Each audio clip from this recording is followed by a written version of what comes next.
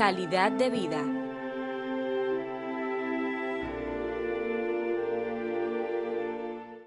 Muy buenos días, bienvenidos a su programa Calidad de Vida. En este sábado tan hermoso dedicado este programa para cada uno de ustedes y dándole las gracias a nuestro Señor Jesucristo por permitirnos estar un sábado más resplandeciente, poder escuchar el ruir de algunos animales y los pajaritos, así poder ver un nuevo amanecer. En el día de hoy tenemos un tema muy importante, tenemos entrevistas y además tenemos este programa preparado para cada uno de ustedes, no solamente para el género femenino, sino también para el género masculino en su sesión de salud y belleza. En esta semana estuvimos conmemorando fechas importantes. El pasado 9 de octubre celebramos la creación del Banco Central de la República Dominicana. Por eso celebramos ese día y lo conmemoramos. Además, estuvimos celebrando el Día Internacional de la Raza, donde Cristóbal Colón, un 12 de octubre, unió no solamente a los indígenas, sino también a los españoles. Y hoy tenemos un invitado especial con un tema que ustedes no se pueden mover de su televisión, el doctor Guillermo Ángeles. Sin más preámbulos, vamos a dar inicio a nuestro programa con nuestro mensaje de cada sábado. Haz el bien sin mirar a quién. Siempre he dicho que el que es amigo hace cosas de amigo. La amistad debe ser transparente sin acciones turbias. La amistad no transmite dudas. Quiero compartirles esta reflexión, amigos. Un granjero escocés pobre, mientras intentaba ganarse la vida para su familia, oyó un lamento pidiendo ayuda que provenía de un pantano cercano. Dejó caer sus herramientas y corrió al pantano.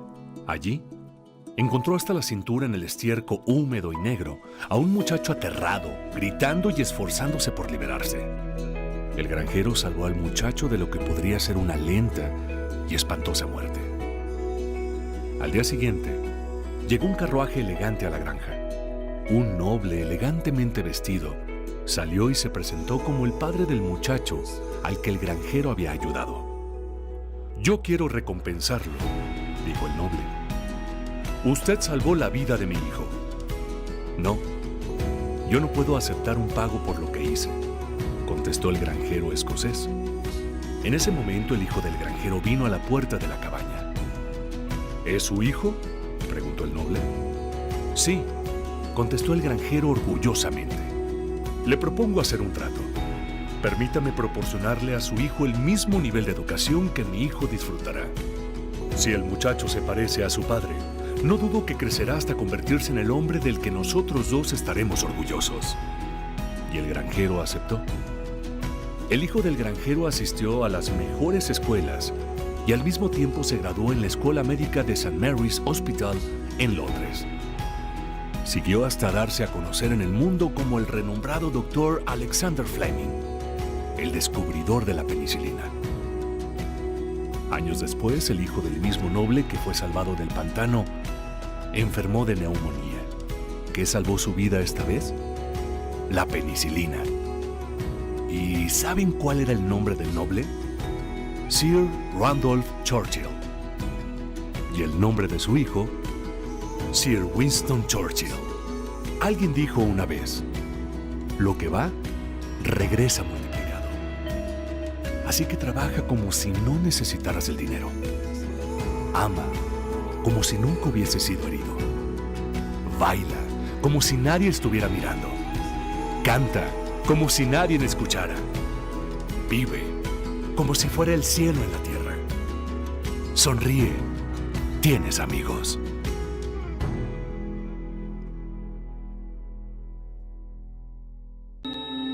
Calidad de vida.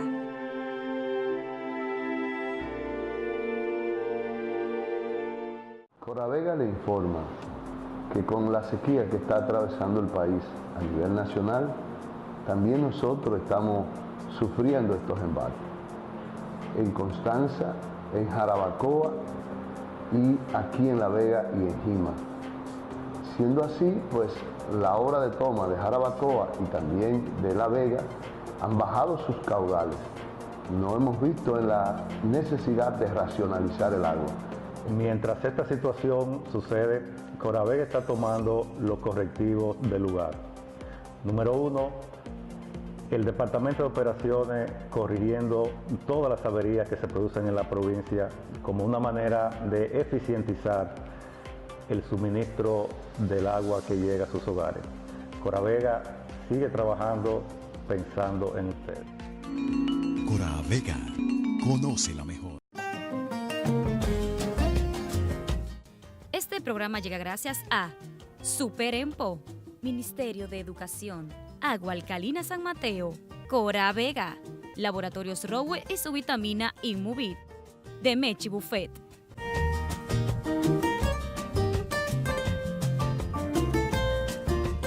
Para la próxima clase vamos a desarrollar un proyecto de robótica educativa con materiales reciclables. Nos vemos mañana.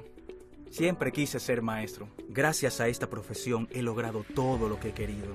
Tengo mejores condiciones de trabajo. Me formo de manera continua. Puedo ascender y superarme cada día más. Mi familia y yo gozamos de otros beneficios como servicios médicos. Y cuando me retire, tengo mi vida asegurada. Ser maestro es ahora mejor que nunca. Sé parte de la familia magisterial.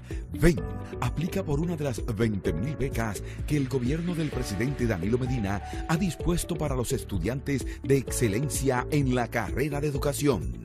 Infórmate en el 809-535-8006, extensión 103, 104, 105 y 106. Ministerio de Educación. Esta curiosidad llega gracias a Laboratorios Rowe y su vitamina Inmovit. Curiosidades de la salud. ¿Sabías que en la actualidad se considera que la geriatría es una rama de la medicina que estudia, previene, diagnostica y trata las enfermedades de las personas adultas mayores?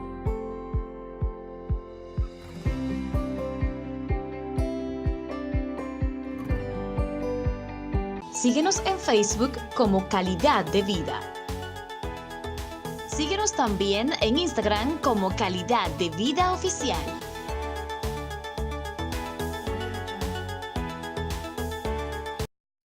En el INAVIE somos bienestar. Muy buenos días, mi nombre es Franklin del Villal, administrador general de la Cooperativa Agropecuaria de Ganaderos del Sur, COPESUR. Iniciamos el programa del desayuno escolar en octubre del año 2010 con las raciones de la provincia de Azua, 33.000. Posteriormente, en el año 2013, nos asignaron la provincia de Baní con 30.000 raciones para un total de 63.000 raciones. Inicialmente arrancamos con aproximadamente 10.000 litros de leche de los centros de acopio de San Juan y Pedro Corto. En la actualidad contamos con los centros de acopio de Azua, San Juan, Pedro Corto, Las Matas de Farfán, Punta Caña, Baní, San José de Ocoa. Tenemos en la actualidad las 163.000 raciones con una empleomanía de 85 empleados de la zona. Esto significa a la vez que producto del incremento de las raciones de la jornada extendida hemos podido crecer bastante conjuntamente con el crecimiento de los ganaderos y también la sumatoria de sus ingresos, tanto para los empleados como para los propios ganaderos. Esta cooperativa es regional, abarca desde San Cristóbal hasta el sur profundo, lo que significa que se están beneficiando más de 3.000 ganaderos directos y a la vez ciento y pico de miles de manera indirecta. En el INAVIE somos bienestar. Calidad de vida.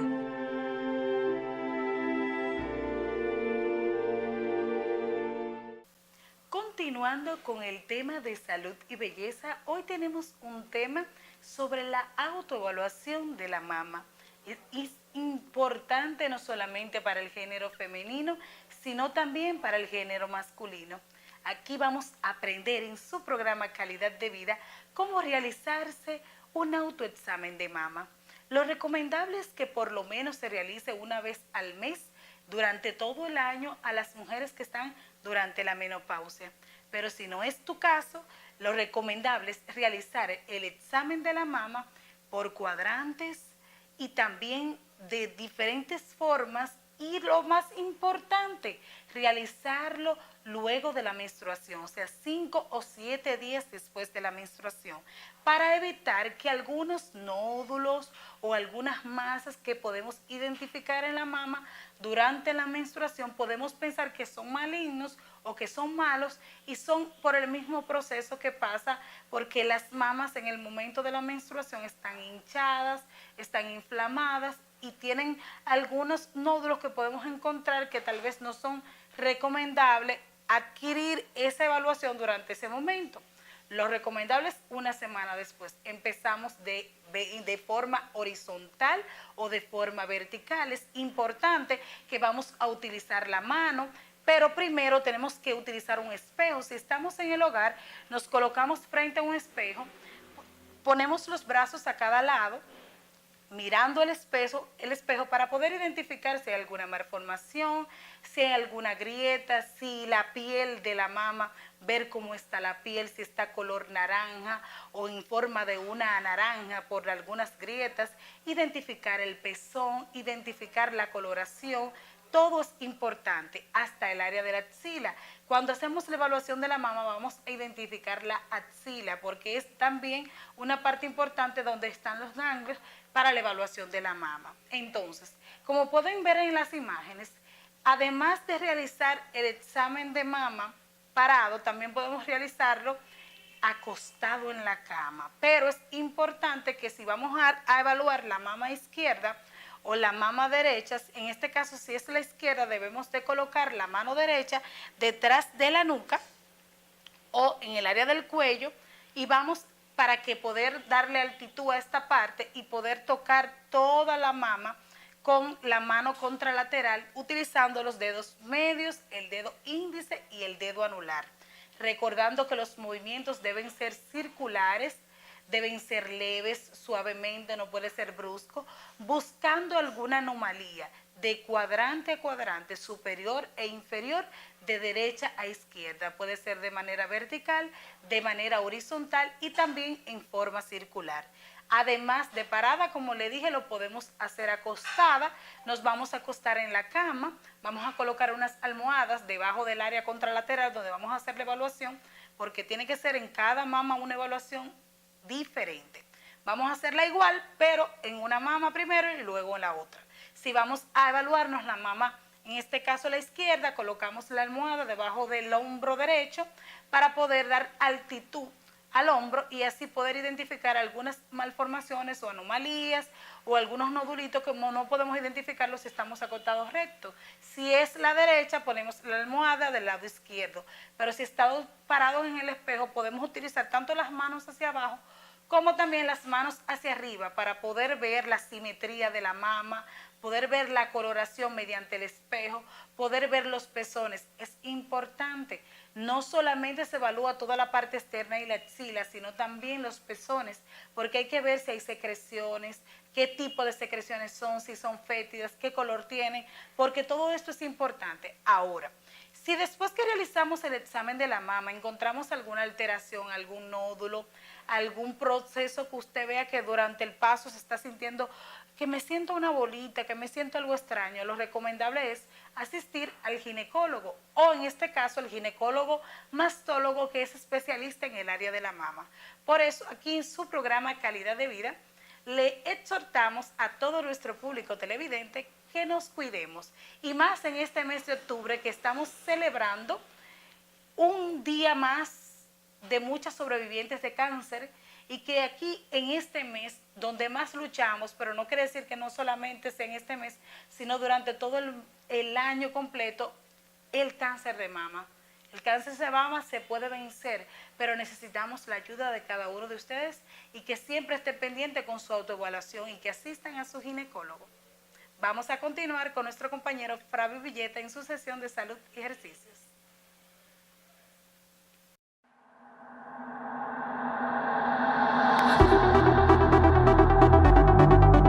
Muy buenos días, una vez más con ustedes aquí en Calidad de Vida. En este programa vamos a presentarle una rutina que a mí en lo personal es mi preferida.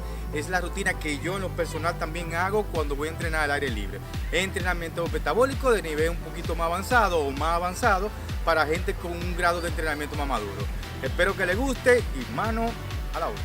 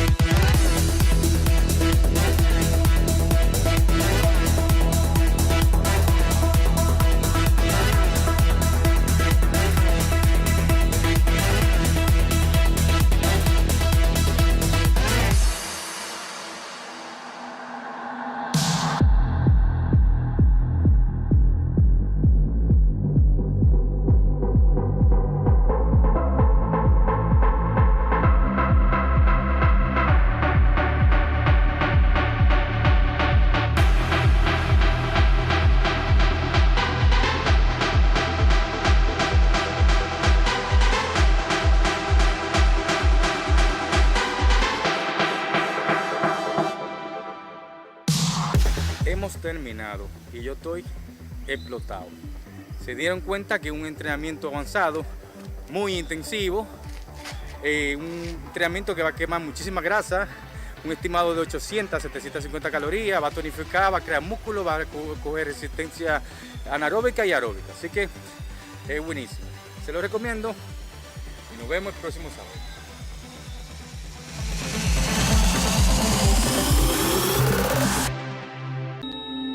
Calidad de vida.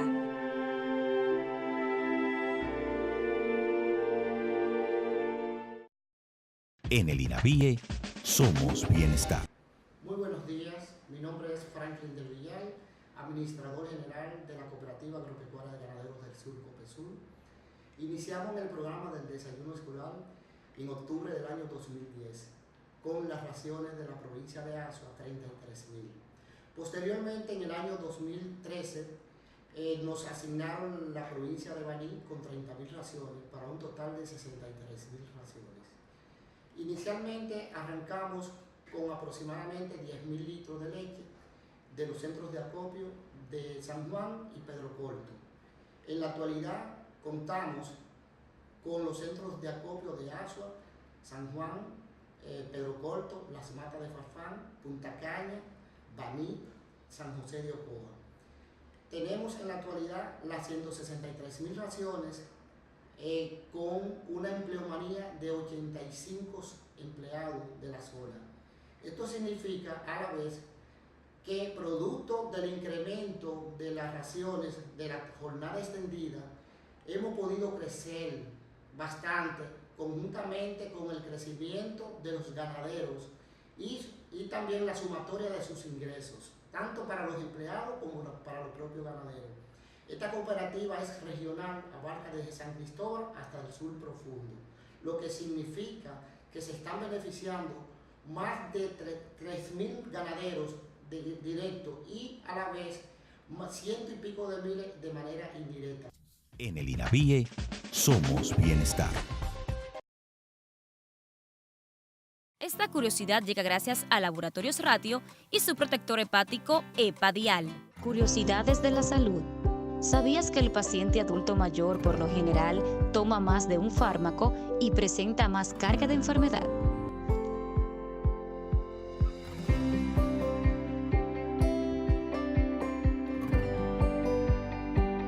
Síguenos en Facebook como Calidad de Vida.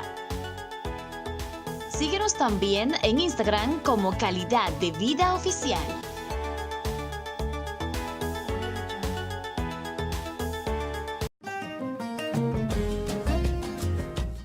Este programa llega gracias a Super Empo, Ministerio de Educación, Agua Alcalina San Mateo, Cora Vega, Laboratorios Rowe y su vitamina Inmovit, de Mechi Buffet.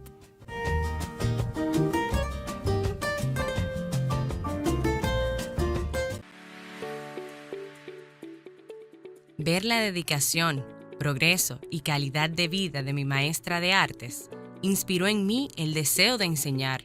Quiero crecer, apoyar a mi gente, influenciar positivamente los jóvenes de mi comunidad y con la carrera de educación lo puedo lograr. Siendo maestra puedo vivir mejor, tener mayores oportunidades, llegar hasta donde quiero y ser un orgullo para mi familia. Sé parte de la familia magisterial.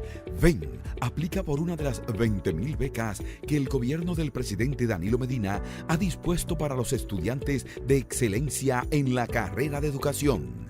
Infórmate en el 809-535-8006, extensión 103, 104, 105 y 106. Ministerio de Educación. Calidad de vida.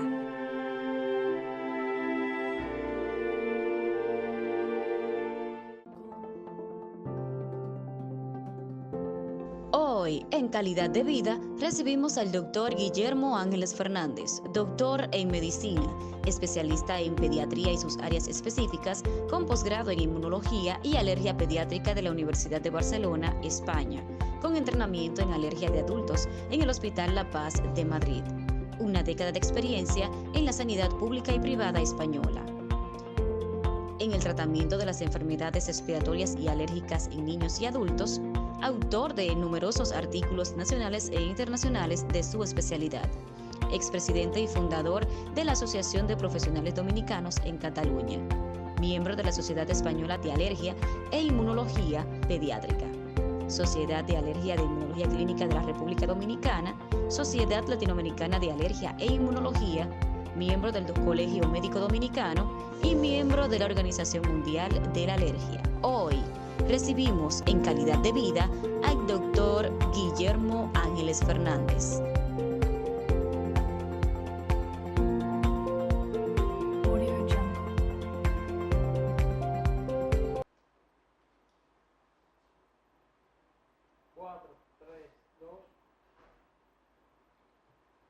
Como habíamos anunciado anteriormente, en el día de hoy tenemos con nosotros al doctor Guillermo Ángeles Fernández, un médico de La Vega que se ha destacado, como vieron en su currículum, graduado en España y que actualmente trabaja en varios centros que vamos a destacar posteriormente. Guillermo, buenos días y gracias por aceptar nuestra invitación. Muy buenos días para todos y gracias, doctor Andrés Céspedes, por esta oportunidad de compartir un poco lo que hacemos el día a día con los amigos que siguen este importante programa. Guillermo es, además de pediatra, alergólogo. ¿Qué es eso? Alergias, alergólogos. ¿A qué nos referimos cuando hablamos de eso? Bien, las enfermedades alérgicas, como sabemos, en los últimos años han producido un impacto significativo por su aumento, por su incidencia a nivel mundial. En este momento, pues, estamos ante una enfermedad en la que representa aproximadamente el 35-40% a nivel mundial. Y de aquí que hablamos que dentro de las enfermedades alérgicas, el asma, pues aproximadamente hay unos 320 millones que la padecen, La rinitis alérgica, que es una enfermedad propiamente alérgica, más del 90%, más de 500 millones padecen esta enfermedad. Y lo penoso es que más de la mitad no reconoce esta enfermedad y muchas veces pasa desapercibida hasta en los propios médicos. Otras enfermedades que la incidencia ha aumentado significativamente en los últimos 10 años es la alergia alimentaria, que se habla aproximadamente de 320 a 500 millones en el mundo que padecen esta enfermedad. Entonces, ¿qué está pasando? ¿Por qué este aumento de las enfermedades alérgicas? Como preguntabas, Andrés, las enfermedades alérgicas pues producen, diríamos, una alteración en el sistema inmunológico. Y muchos se preguntan, ¿y por qué unos padecen y otros no? Pues eso se produce como consecuencia de una reacción anormal del cuerpo ante un alergeno, que puede ser un alimento, que puede ser un ácaro, puede ser un medicamento, y que produce una reacción de anormalidad.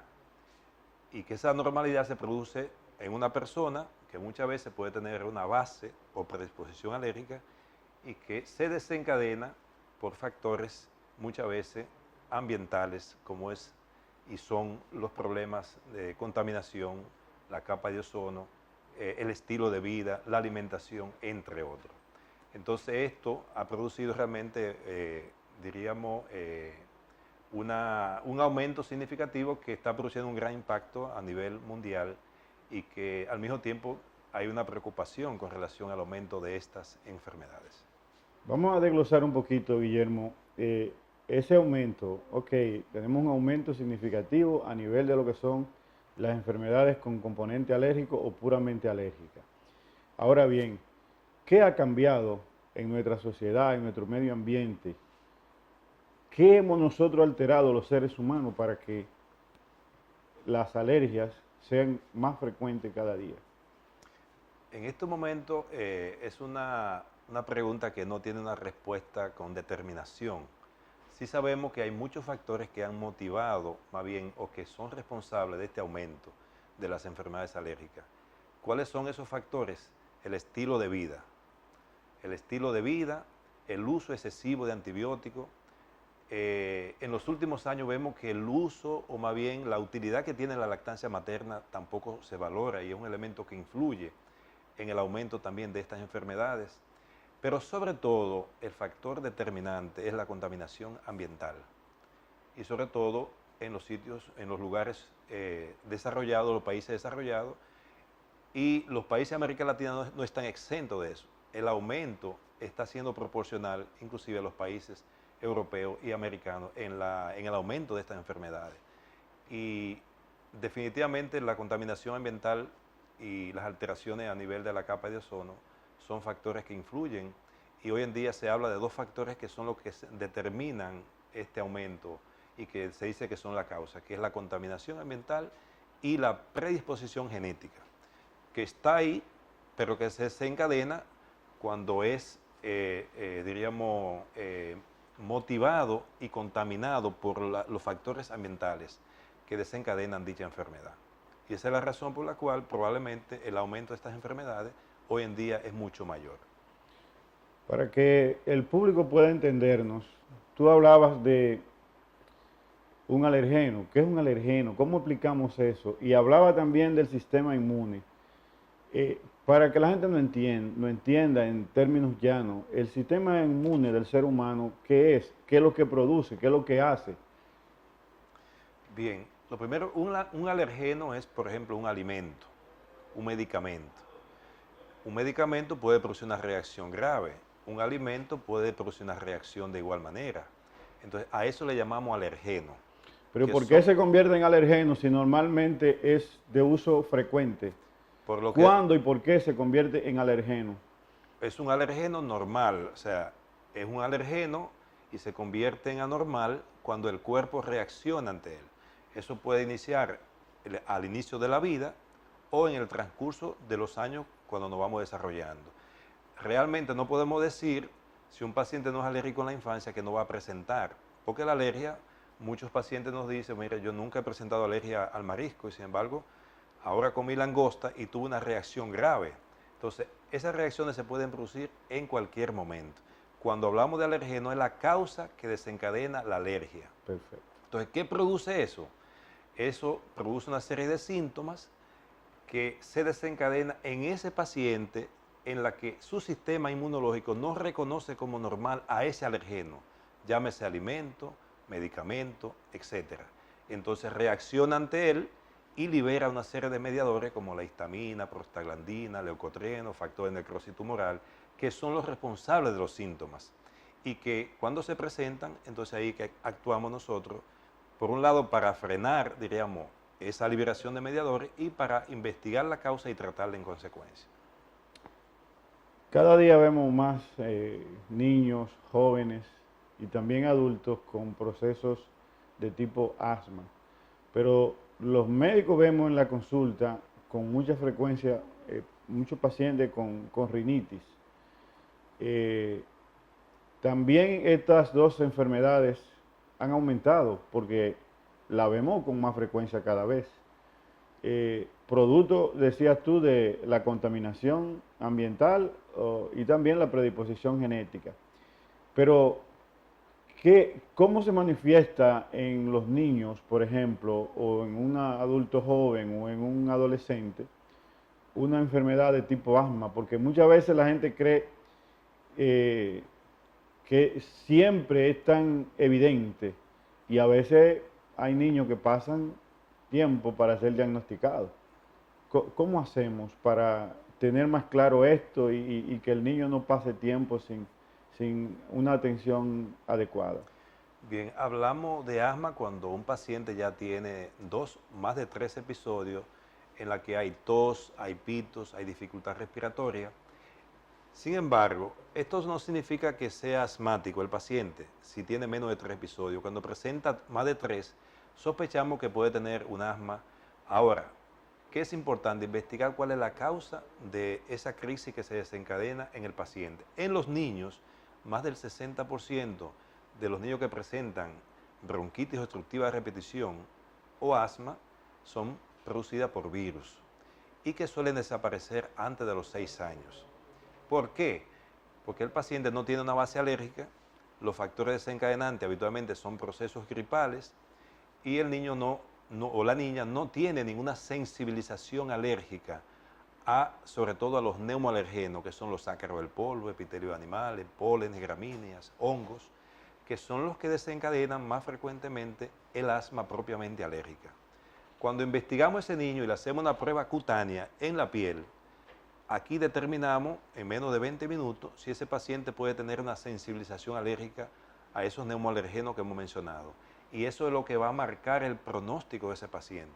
Si es positivo, como es normal y en el medio en que vivimos, tropical, los ácaros de polvo predominan. Sobre todo hay 3 ácaros, Therionicino, Farinae y Blomia. Y la Blomia es un ácaro propio del trópico que no se ve ni en Estados Unidos ni en Europa. Y hay muchos pacientes que tienen asma producido por ese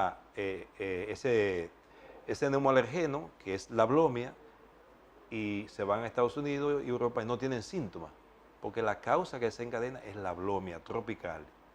Entonces, eso es lo que marca el pronóstico y dependiendo de cada caso, pues ya si hay criterio, ese paciente puede beneficiarse de tratamiento con inmunoterapia. ¿Y en el caso de la rinitis? La rinitis de igual manera, igual que el asma, las causas son los mismos alergenos. Como explico, aquí a nivel tropical y en Latinoamérica. Si nos vamos a Europa, en el caso de España, dependiendo la región también, los pólenes son los que predominan.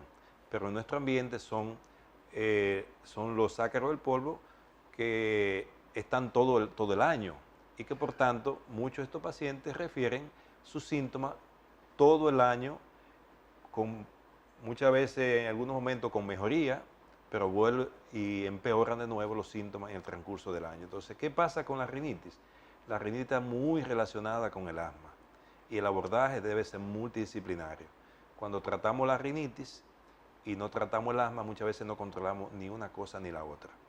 Porque la rinitis, ¿qué es? Es un proceso inflamatorio de la nariz en la que hay obstrucción, hay mucosidad abundante Y esa mucosidad o rinorrea muchas veces es anterior, sale por la nariz, pero muchas veces es posterior. Se va al pulmón, es una causa de bronquitis también de repetición. Entonces el abordaje debe ser multidisciplinario. De igual manera, la rinitis va muy de la mano en un 80% de la conjuntivitis, que también debe tratarse porque el rascado y el picor intenso que produce la rinitis puede afectar la córnea. El rascado permanente va disminuyendo el grosor de la córnea y produce una complicación que se llama queratocono. Y lógicamente esto hay que hacerlo con la colaboración del especialista oftalmólogo, como muchas veces tenemos que interactuar también con el neumólogo. O sea que estas enfermedades alérgicas tienen que tener un abordaje necesariamente multidisciplinario. Y en el caso de la rinitis, con el otorrino. Entonces, con esto conseguimos mejorar su calidad de vida. Y habitualmente la respuesta, cuando hacemos un diagnóstico causal y lo tratamos, la respuesta es más de un 85 a 90% con inmunoterapia. La gente usa antibióticos de manera desordenada, se automedican. A mí me hizo bien este medicamento y yo lo voy a usar, una ampicilina, una amoxicilina o cualquier medicamento, una cipro, una levo, porque ya se han hecho tan famosos que ya la gente ni quiere ir al médico para medicarse cuando necesita un antibiótico, ellos se automedican. Entonces vemos con mucha frecuencia alergias a medicamentos de este tipo. ¿Qué hacer para evitarlo y qué hacer ante una eventualidad que se nos presente una alergia de cualquier medicamento de estos? Bien, la alergia a medicamentos, la mayor parte de las veces son sospechas, porque lo confirmamos en la historia clínica y cuando tenemos que hacerle pruebas, sobre todo de tolerancia, confirmamos que más del 80%, sobre todo de los niños, los que van con sospecha no la tienen. Y es muy importante confirmar de que no la tienen para saber que pueden usar esa medicación. Lógicamente, las alergias a medicamentos se producen en función del uso. Mientras más uso hay de un medicamento, más posibilidades de alergia hay. Por eso antes veíamos muchas alergias a la penicilina. Entonces, hoy en día se ve menos porque se está usando menos la penicilina, aunque estamos volviendo atrás, porque ya la penicilina, la utilidad ahora es mucho mayor a lo que teníamos hace algunos años. Entonces, cuando tenemos una alergia, sobre todo a medicamentos, tenemos que confirmar de que realmente es así. Porque un paciente que tenga una alergia a los AINE, sobre todo en los adultos, que es muy frecuente, la alergia a los antiinflamatorios no esteroideos, ibuprofeno, aspirina, ketoprofeno, todos estos medicamentos tienen estructura química similar y cualquiera de ellos que tome puede producir una reacción grave, como de hecho muchas veces se produce. Las manifestaciones de la alergia, por ejemplo, a los AINE, ¿cómo se manifiesta habitualmente? Inflamación de los párpados, puede tener edema de glotis, que pueden poner en peligro la vida del paciente, urticaria, que son ronchas grandes, rojas, bien delimitadas, muchas veces acompañadas de picor, en el caso de la alergia a los AINE, y todo esto puede realmente afectar, diríamos, la calidad de vida de las personas. Y es muy importante confirmar primero que la tiene para evitarlo y, por otro lado, confirmar si no lo tiene para que lo pueda utilizar cuando sea necesario. Entonces, la alergia a medicamentos realmente es más frecuente en adultos que en niños. En niños, pues vemos que muchas de estas alergias, como decía, la mayor parte realmente no lo tienen. Con extrañeza vemos nosotros pacientes que son alérgicos a todos los AINES y tú no sabes qué hacer cuando necesitas un analgésico porque entonces se te dificulta. Tú decís, bueno, solo puedo usar acetaminofén, puedo usar un tramadol, puedo usar tal o tal cosa, pero hay pacientes que hasta el tramador te hacen alergia y entonces tú te ves con las manos atadas muchas veces porque no sabes qué hacer ante un paciente adulto que tiene, por ejemplo, una osteoartrosis o una artritis en alguna articulación, tú no sabes qué hacer muchas veces. Pero, ¿qué puede hacerse con un paciente que tú ya sabes que es alérgico a un medicamento o a varios medicamentos, como por ejemplo en este caso los AINES? ¿Cómo manejar estos pacientes? ¿Qué hacer con estos pacientes? No, si se confirma que es una alergia a los AINE, realmente lo que hay que eliminar los antiinflamatorios no esteroideos. Hay alternativa. ¿Qué hacemos, por ejemplo, para confirmar y testar que tolera otras alternativas que no son AINE, que son antiinflamatorios y analgésicos, pero no son antiinflamatorios no esteroideos? Le hacemos prueba de tolerancia. Y la prueba de tolerancia, si es una dosis de 200 miligramos de 500, empezamos por 2 miligramos, por 5, por 10 y vamos duplicando cada 20 minutos. Si no hay ninguna reacción, ese paciente continúa tomando esa medicación durante 5 días. Si en los próximos 5 días no hay reacción, significa que no es alérgico. Habitualmente estas reacciones o alergias son IgE mediadas, que se presentan a los 10 minutos, 15 minutos, menos de 2 horas. Pero muchas veces hay un porciento muy bajo, un 5%, que pueden producir una reacción tardía y por eso deben continuar tomando la medicación para realmente confirmar si tienen o no tienen alergia. Y ciertamente, Andrés, nos encontramos con muchos pacientes que nosotros los investigamos, pero no encontramos la causa por la que reacciona, inclusive prácticamente a todo. Ante esos casos, tendríamos que buscar muchas veces déficits, por ejemplo, de C1 inhibidor, que es una proteína que muchas veces es adquirido, aunque habitualmente congénito, y que produce clínica de angioedema con mucha frecuencia, inflamación de los labios, la lengua, de glotis, y que estos pacientes son sumamente difíciles. Hay tratamiento, pero en el país no disponemos de ello para esos casos, sobre todo para los que tienen el déficit de C1 inhibidor esterasa congénita y que solo tiene tratamiento sintomático, preventivo de una manera parcial. Sin embargo, aquí no disponemos de eso. Y nos encontramos con pacientes que hacen reacciones graves, como yo tengo 2 familias, y realmente no se cruzan los dedos porque la única herramienta que tenemos, llevarlo lógicamente al hospital o al centro clínico de su preferencia, muchas veces tienen que ser ingresados en cuidados intensivos, porque aproximadamente entre 24 o 48 horas el paciente sin tratamiento evoluciona y desaparece.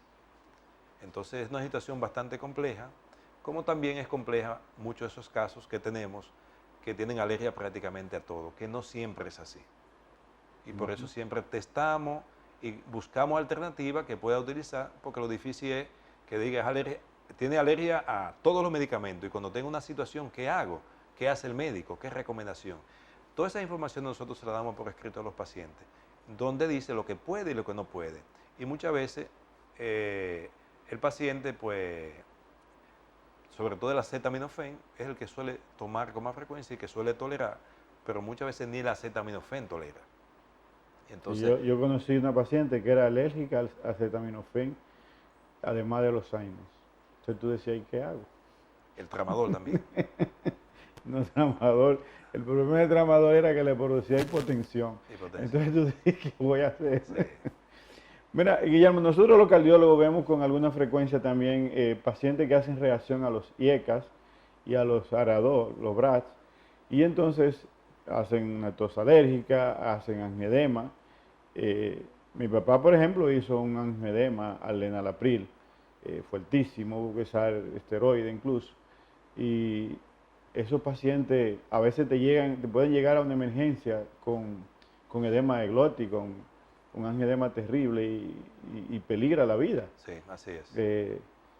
¿Qué tan frecuente ven ustedes pacientes de este tipo en la consulta de los alergólogos? La incidencia no es tan alta y probablemente no es tan alta porque el paciente no acude. No es porque la incidencia no sea alta como tal. Pero los que acuden, la recomendación es que sea valorado por su cardiólogo y le cambie la medicación porque no hay otra alternativa. Hay medicamentos en la que el paciente, como tú dices, hace una reacción grave, y sobre todo la aspirina, que tú tienes que usar aspirina sí o sí en un paciente. Entonces, hoy en día, pues, podemos lograr que ese paciente tolere la aspirina mediante el tratamiento, diríamos, con inducción del mismo medicamento, pero tiene que ingresarse, los riesgos son sumamente altos, y eso solamente se hace en algunos casos extremos realmente, en los casos que se requieran. Pero cuando tenemos casos de esa naturaleza, lo que recomendamos es retirar la medicación y buscar alternativas, porque me imagino que en el ámbito cardiológico sí que tienen alternativas para poder tratarlo. Sí, sí, gracias a Dios hay muchas alternativas en el área de cardiología. Hay veces que el paciente está buscando un alergólogo y no lo encuentra. O tiene una alergia y no sabe a quién acudir. Hay gente que ni sabe que existen los alergólogos. Y incluso médicos que tienen un paciente y necesitan el apoyo y no tienen a mano un profesional que pueda llevar el caso o los casos que tengan con ellos. Porque es tan escasa la profesión, la especialidad de alergia. Aquí en La Vega en este momento no tenemos ninguno. Tú te fuiste para Santiago. Así es. ¿Qué vamos a hacer con eso? Realmente, Andrés, en los últimos años han aumentado, han llegado, sobre todo de España. En este momento ya en la sociedad tenemos más de 30 médicos en todo el país. Y en la región del Cibao tenemos en Nagua, en Santiago somos 4, están yendo a Puerto Plata, Mao, yo estoy yendo a San Francisco. Pero ciertamente hay un déficit de especialistas, de alergólogos, y que realmente es una necesidad. Y pienso que la manera como podemos nosotros ayudar más a los pacientes que tienen algún tipo de enfermedad alérgica son los médicos, porque son los que identifican estas enfermedades. Los pacientes la identifican cuando pues, se interesan, buscan, investigan y acuden, la mayor parte de las veces acuden por iniciativa de ellos mismos. Entonces lo ideal sería que sean los médicos realmente que refieran a estos pacientes para que hagamos un trabajo multidisciplinario, integral y garantizar calidad de vida en estos pacientes. ¿Qué puede hacer un paciente que en su casa de repente desarrolla una alergia en lo que llega a un centro de salud? ¿Qué medidas puede ir tomando antes de llegar al centro? Realmente todo depende, hay que ver un poco los antecedentes. Son familias ya que están entrenadas y que han tenido episodios similares. Por ejemplo, tengo una familia en San Francisco que tienen el papá y los 2 hijos tienen angioedema hereditario y sabemos que esto es una condición que cuando ven los síntomas, sobre todo de inicio de picor y sensación de inflamación, inmediatamente, porque el tiempo desde que inician esos síntomas hasta que presenta clínica que puede poner en peligro, puede pasar aproximadamente media hora. Entonces tienen que acudir inmediatamente. Nosotros lo que les recomendamos es tomar un antihistamínico de inmediato, que es lo más práctico, y acudir inmediatamente al médico. Y muchas veces también le indicamos corticoides, no en este caso, porque ¿qué pasa con el angioedema? Que el angioedema no responde a la adrenalina, porque el mecanismo fisiopatológico por el que se produce es diferente a una alergia común y corriente, IgE mediada. Entonces eso limita mucho lo que es abordaje. Pero la incidencia de esta enfermedad no es mucha. En el país tenemos, los alergólogos, tenemos unos 14 pacientes en todo el país. O sea que la incidencia es baja. Pero pacientes, por ejemplo, que toman una medicación, una aspirina, un AINE de cualquier tipo, y presenta una reacción de inflamación, habitualmente en los párpados, pues inmediatamente debe acudir, porque muchas veces esa inflamación de los párpados también puede tenerla aquí en la orofaringe y poner en peligro la vida del paciente. Nosotros nos gustaría, Guillermo, que para el público de calidad de vida tú nos hagas una orientación general de cómo preservarnos, de cómo mejorar nuestro estilo de vida para evitar, en la medida de lo posible, las alergias en nuestro entorno, no solamente personal, sino en el entorno de nuestra familia, vecinos y demás. Lo primero es, y que es muy importante, conocer lo que se llama la marcha atópica. El paciente que tiene una dermatitis atópica es un paciente que va a tener rinitis o asma u otras alergias, sobre todo alergias alimentarias. Entonces las enfermedades se van desarrollando de manera secuencial. Inicia con la dermatitis atópica, que habitualmente es un proceso inflamatorio de la piel, con resequedad, picor, enrojecimiento, que afecta mucho su calidad de vida. Y este paciente muchas veces tiene concomitantemente una alergia alimentaria. Entonces es importante investigar de manera adecuada a estos pacientes para poder darle las recomendaciones oportunas y conseguir mejorar su calidad de vida, empezando desde la infancia. Sabemos que esto evoluciona a otras enfermedades y es poder detectar inmediatamente tenga síntomas y tratarla de inmediato. Y con eso conseguimos mejorar realmente su calidad de vida y también la del entorno, porque un niño que tenga una dermatitis atópica, que tenga bronquitis obstructiva de repetición, que no puede respirar, que despierta por la noche, que ronca, que está siempre tapado de mucosidad, la familia es afectada también, eso influye también en el estado de bienestar de la propia familia. Entonces, mejorando la calidad del niño, también contribuimos a mejorar la calidad de vida también de la familia. Hay otros elementos que pueden motivar a mejorar su calidad de vida en el ámbito de las alergias, y es en el caso de usar y recomendar la lactancia materna, porque la lactancia materna le transfiere al niño y le fortalece su sistema inmunológico, lo hace menos propenso a las infecciones, que como sabemos en estas edades son muy altas. Y también de cara al futuro, una alimentación sana, adecuada, y un estilo de vida que habitualmente, como sabemos, vivimos siempre corriendo, con un activismo y un proactivismo muy intenso. Entonces, también mejorando el estilo de vida, también contribuimos a mejorar la calidad de vida de las personas. Tú hablabas de una alergia alimentaria. Hay personas que nunca fueron alérgicos, por ejemplo, al marisco. De repente van a una actividad y se comen un marisco y hacen una reacción. ¿Cómo yo puedo diferenciar si el problema es alergia o es un problema de intolerancia o una infestación, que esté infectado el producto, que esté dañado y que haya provocado eso? ¿Cómo lo diferencio? Hay síntomas que son diferenciales. Habitualmente la intolerancia, hay molestia gástrica, puede haber diarrea, puede haber vómito, inclusive hasta fiebre. El paciente que tiene una alergia al marisco, pues puede tener urticaria, que son ronchas rojas, bien delimitadas, como decía, con mucho picor, inflamación de los labios, inflamación de los párpados, inclusive también angioedema o inflamación de la glotis. La alergia a los mariscos produce unas reacciones gravísimas. Tanto es así que muchas veces el olor del marisco le produce síntomas de picor. Y ya el paciente sabe cuando tiene ya esos síntomas que puede tener una reacción ante ese alimento que puede poner en peligro la vida de ese paciente que ya conoce. Cuando es la primera vez, es muy traumático porque para que una reacción se produzca, tiene que haber comido antes. Sí, pues yo he comido antes y no me ha pasado nada, sin embargo como ahora y me hace una reacción. Justamente el paciente que presenta una alergia tiene que haberse puesto en contacto con ese alergeno o marisco para que pueda desarrollar la enfermedad alérgica. Y como sabemos y explicamos inicialmente, pues hay una predisposición que en un momento determinado puede, diríamos, desencadenarse por los factores antes mencionados y desencadenar los síntomas propios de una alergia, en este caso de los mariscos.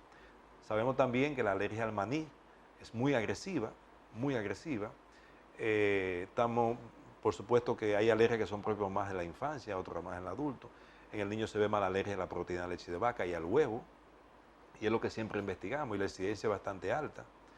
Y en los adultos, pues ya los vegetales, también se están viendo muchas alergias, los mariscos, el maní, entre otros, o los frutos secos. Los vegetales, no supongo yo que tienen que ver mucho con todo ese proceso de fumigación y demás que se someten a veces en la producción agrícola. ¿No será eso lo que está aumentando la incidencia de alergia a los vegetales? Puede contribuir, pero más a producir otro tipo de enfermedades, pero no propiamente alérgicas. Lo que pasa es que antes no investigábamos tan en profundidad. Por ejemplo, hay proteínas comunes de vegetales con marisco. Hay pacientes que tienen una alergia al marisco y hay un tipo de proteína común a la del marisco y el contacto con esa proteína de vegetales le puede producir alergia. Y eso pasa, por ejemplo, el conflé. Hemos visto mucha reacción a este tipo de alimentos, que muchas veces lo dejan abierto, se llenan de ácaros y el paciente que tiene una alergia a los ácaros del polvo produce clínica de angioedema. Es porque muchas veces hay proteínas comunes entre uno y otro y desarrollan o presentan los síntomas propios de una enfermedad alérgica. El tiempo se nos ha ido, se nos ha agotado, porque el tiempo en televisión es corto, ya hace rato que me están haciendo señas. Vamos a agradecer al doctor Guillermo Ángeles que haya tenido la gentileza de acompañarnos en este programa para orientarnos sobre las alergias. Gracias a ustedes por estar con nosotros y nos vemos el próximo sábado en otra entrega de Calidad de Vida.